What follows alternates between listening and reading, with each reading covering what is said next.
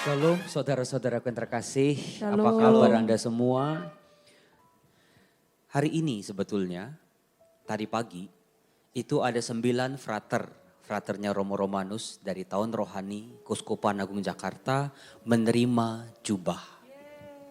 9 frater resmi atau menerima jubah, boleh pakai jubah setelah itu, sudah merasa tentram kalau dipanggil frater. Ketika saya lihat prosesnya, upacaranya, ketika penerimaan jubah, ada orang tua di belakang juga diundang, ibu bapaknya.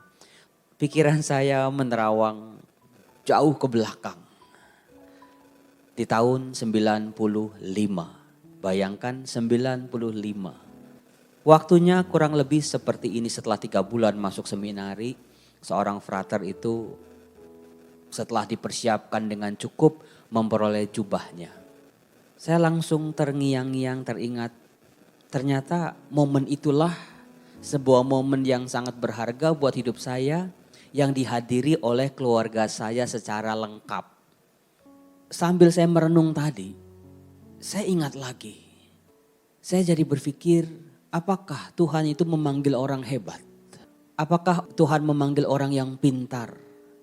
Apakah Tuhan memanggil orang-orang yang berprestasi? Tetapi ketika awal kami mulai menjalani jalan panggilan ini yang serba tidak pasti, begitu banyak liku, kerikil sampai batu segede gunung yang harus kami lalui. Di awal setiap calon imam betul-betul nobody. Saya melihat diri saya sendiri kurus, cungkring, Romo Yus pasti tahu rambutnya jabrik, juga culun gitu ya. Sekarang juga masih culun sebetulnya. Saking kurusnya tuh saya terkenal sama ini loh, rahangnya tuh sampai keluar nonjol banget. Sekarang sih udah rada ilangan. Saya melihat diri saya dipanggil bukan karena saya hebat. Saya dipanggil bukan karena saya berprestasi, bisa juara ini, juara itu, menguasai ini dan itu dengan berbagai macam kebisaan-kebisaan saya. Saya dipanggil sebagai pribadi yang biasa. Bahkan begitu banyak kekurangan, begitu banyak rasa tidak percaya diri. Waktu itu saya penjubahan, misa dipimpin oleh Bapak Kardinal Julius waktu itu di Wisma Cempaka, kami hanya bertiga. Itu saya masih ingat bacaan pertamanya itu dari Yesaya bab 6 ayat 8. Siapakah yang mau aku utus? Siapakah yang mau pergi untuk aku utus? Lalu Yesaya mengatakan, inilah aku. Waktu itu saya mencoba untuk menyelami, Tuhan inilah aku, utuslah aku. Tapi jujur di tahun 95 dengan dulu saya seperti itu, saya tidak pernah membayangkan sedikit pun masa depan seperti yang saya lalui sampai detik ini. Saya nanti ke depan mau jadi apa, bisa sekolah apa, bisa kemana. Tidak. Waktu itu dalam kesederhanaan saya cuma mau Tuhan utuslah aku mau menjadi imam yang baik.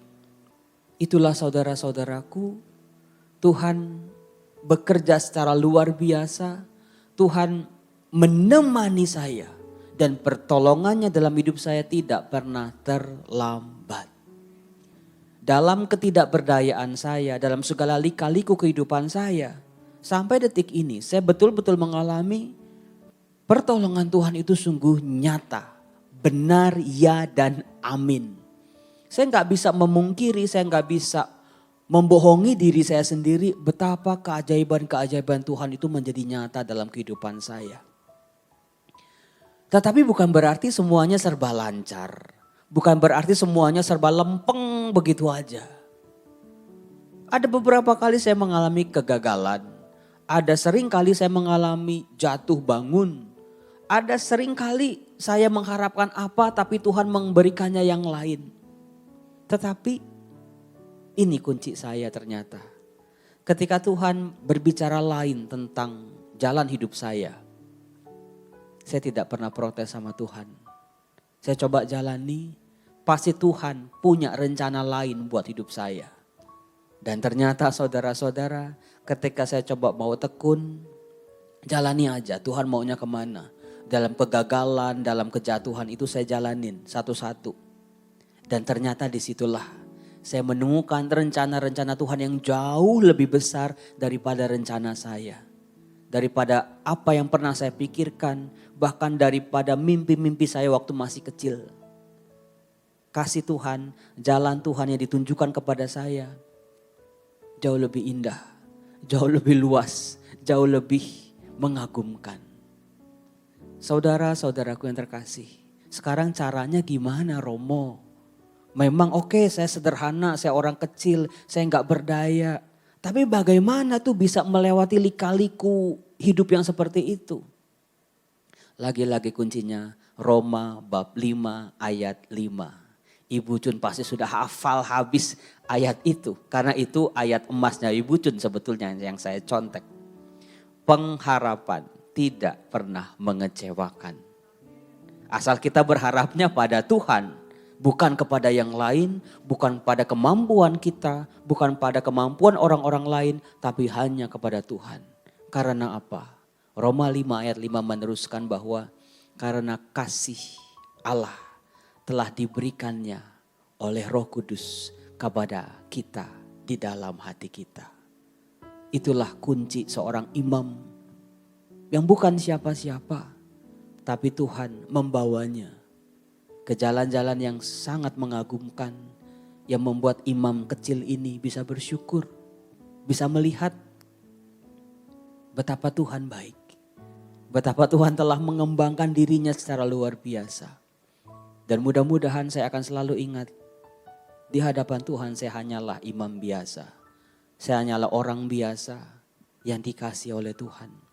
Supaya saya tidak jatuh dalam kesombongan, tidak jatuh pada keangkuhan, tidak juga terperosok pada popularitas demi popularitas.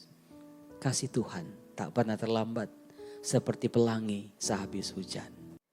Utuslah Roh-Mu ya Tuhan dan jadi baru seluruh muka bumi. Saudara-saudara, saat hening ini, bawa hatimu di hadapan Allah. Tinggalkan semua kesombonganmu, keangkuhanmu, kekerasan hatimu.